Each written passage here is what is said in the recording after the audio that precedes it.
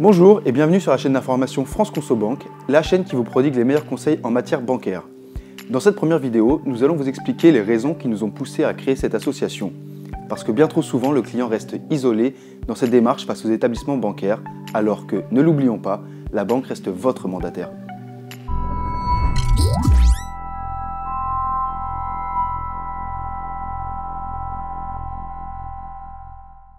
En tout cas, merci de nous donner la parole, parce que c'est vrai qu'aujourd'hui, si vous voulez, il est clair qu'il y a un certain nombre de sujets qui exaspèrent les Français.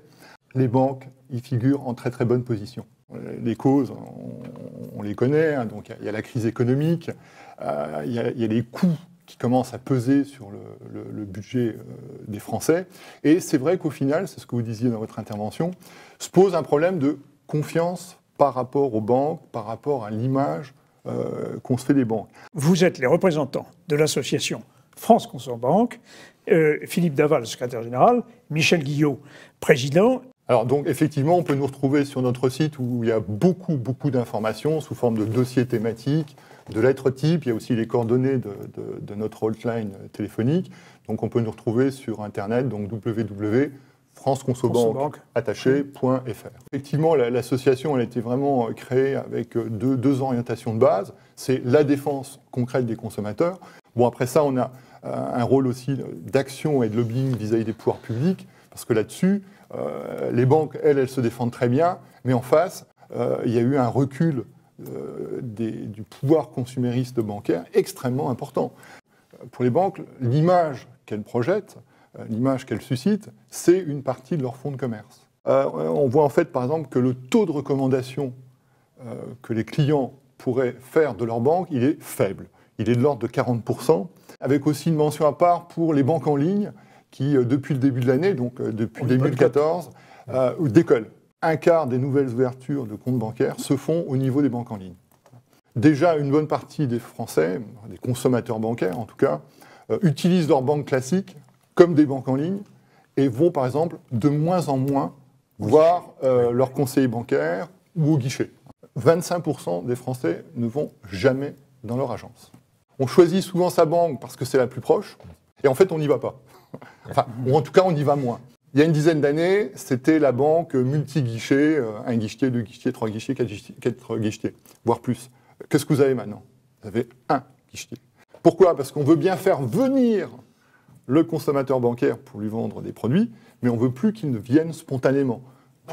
Donnez-nous un petit peu, mettez-nous l'eau à la bouche sur tous les sujets, parce que, il y a les frais bancaires, il y a des choses qui sont récurrentes que tout le monde connaît, mais vous faites ça dans votre association tout le temps, il doit y avoir quand même beaucoup de choses. Effectivement, les gens qui nous appellent, parce qu'on a une hotline au niveau de France Conso Banque qui marche plutôt bien, ils nous appellent sur des sujets très très concrets.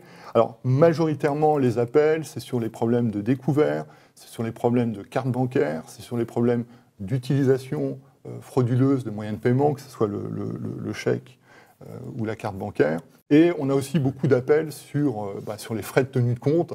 On parlait de tarification tout à l'heure bancaire. Alors là, moi, il y a un chiffre que je n'ai pas pu m'empêcher de relever, puisque vous le savez, donc maintenant, il y a un observatoire des tarifs bancaires. Donc dans la mouture 2013, on a 68 000 tarifs de relevé. Ça veut dire que personne, humainement, ne peut s'y retrouver. Et quand on regarde au plan international, les banques françaises, en termes d'image de marque, ne sont pas très bien placées. C'est simple, en termes d'image de marque, les banques françaises sont 11e sur 14. Sur le médiateur bancaire, alors nous, on a énormément de questions sur le médiateur bancaire. Hein, donc rappelons que chaque banque a effectivement son propre médiateur. Et la Fédération bancaire française a elle-même son médiateur. Donc là-dessus, on a beaucoup de questions, à quoi ça sert, etc. Et au final, nous, on est un peu sceptiques sur le rôle du médiateur bancaire. Notre opinion, ce serait presque à espérer qu'on se trompe, mais c'est que le médiateur a été mis en place, je dirais, pour faire retomber la pression d'un certain nombre de clients mécontents. Ça permet de mettre des sas, ça permet de dire que les gens peuvent s'exprimer s'ils ne sont pas contents, mais au final, comme vous le disiez très bien dans votre question, le médiateur bancaire, sauf celui de la Fédération bancaire française, c'est un salarié de la banque qui le paye à cet effet-là. Ouais. Et en plus de ça, comme... Convention de compte, est-ce qu'on peut négocier une convention de compte? Est-ce que le simple citoyen peut quand même trouver des aménagements? C'est ce que vous nous direz dans les futures chroniques. Mais en un mot, c'est possible? Oui. Et nous, on regrette d'ailleurs que les consommateurs et souvent, comment dirais-je, une attitude trop passive vis-à-vis de leur banquier. On négocie bien le prix de sa voiture quand on va en acheter une. Voilà. Pour négocier ses frais de compte, il n'y a pas besoin d'avoir un compte qui soit particulièrement alimenté. Il faut savoir que les banques, pour l'acquisition d'un nouveau client, sont prêtes à faire de gros efforts. Donc négocier une gratuité de tenue de compte pour 1 an ou 2, c'est tout à fait faisable et possible. Ça n'a rien d'extraordinaire d'ailleurs. Merci d'avoir suivi ce premier numéro et pensez à vous abonner à la chaîne France Conso Banque pour ne pas manquer nos prochaines vidéos conseils. Alors, ayez le bon réflexe, visitez notre site internet ou composez le numéro qui s'affiche en bas de votre écran. Nos experts répondront à toutes vos questions.